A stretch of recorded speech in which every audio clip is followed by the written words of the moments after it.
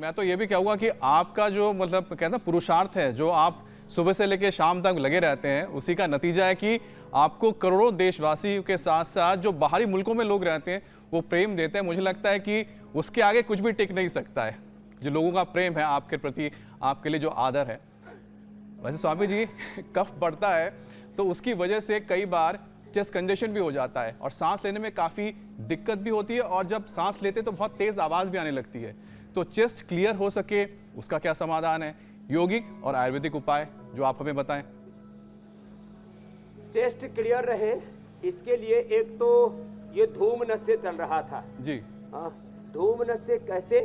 मुलेठी, मुलेठी गाय का घी, उसमें काकड़ा सिंगी ये सब डाल करके और गाय का घी डाल के कपूर डाल करके, ये कुछ लोग सोच रहे होंगे बाबा ने हुक्का बार शुरू कर दिया। ये हुक्का बार ही है, ये नाक से, एक नाक से धुआं लिया, दूसरे से निकाला, ये धूम चिकित्सा है, ये धूम नस्य है।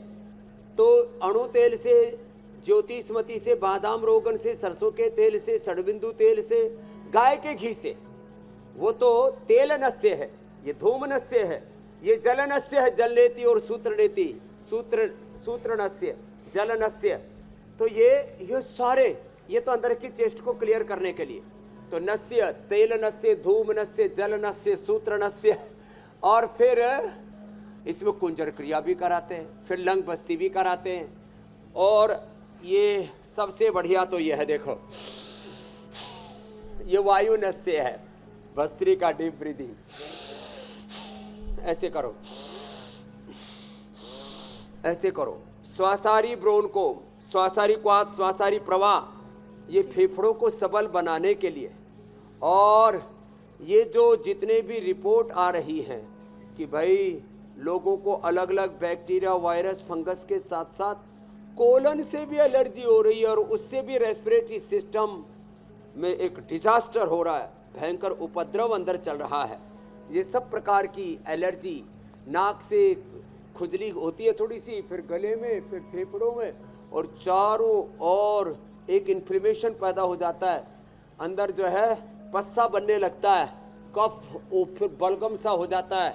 उसके लिए श्वासारी ब्रोनकोम, श्वासारी प्रवाही, श्वासारी क्वाथ और श्वासारी ये पूरा अवलेह, ये सब कुछ हमने तैयार किया। अभ्रक भस्म पहले हम बताते थे, सीतोपलादी, त्रिकुटा, श्वासारी पाउडर, ये जो मेरे सामने यहाँ रखे, और ये जो है दिव्य धारा, और ये सब लगाने के लिए, सोखने के लिए भी बताते थे। अब ये श्वासारी, ये त्रिकुटा, सोंठ, पीपल, काली मिर्च और सीतोपलादी, इन सबको मिक्स करके इनका सही अनुपात में 20-20 ग्राम मिला करके, फिर इसमें 10-10 ग्राम अभ्रक भस्म, गोदंती और 2 से 3 ग्राम स्वर्ण, वसंत, मालती, मोती, पिष्टी, ये सब मिला करके जो देते थे, उसको सब एक ही जगह श्वासारी अवलेह में मिला दिया। दूध में हल्दी, शिलाजी, च्यवनप्राश और च्यवनप्रभा, और चाय की जगह दिव्य पेय।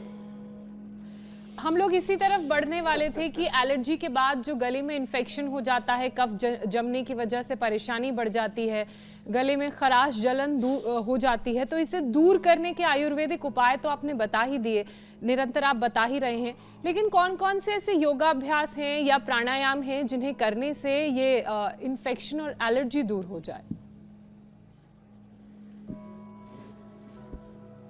तो देखो, कपालभाति और अनुलोम विलोम तो इधर मंच पे पूज्य साध्वी देवादिति जी, देववाणी जी आ जाएंगे, वो करेंगे कपालभाति, अनुलोम विलोम। ये गले की खराश से लेकर के, और फिर गले का भयंकर इन्फेक्शन हो यहाँ की, फिर ये लंबा बना रहता है तो गले में फिर थायराइड की, स्नोरिंग, स्लीप एपनिया की, टीबी और कैंसर की भी प्रॉब्लम आ जाती है। एक तो सिंहासन,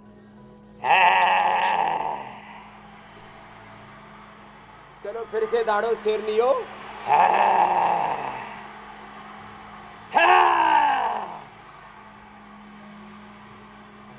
एक तो ये, फिर क्या साउंड इफेक्ट है स्वामी जी?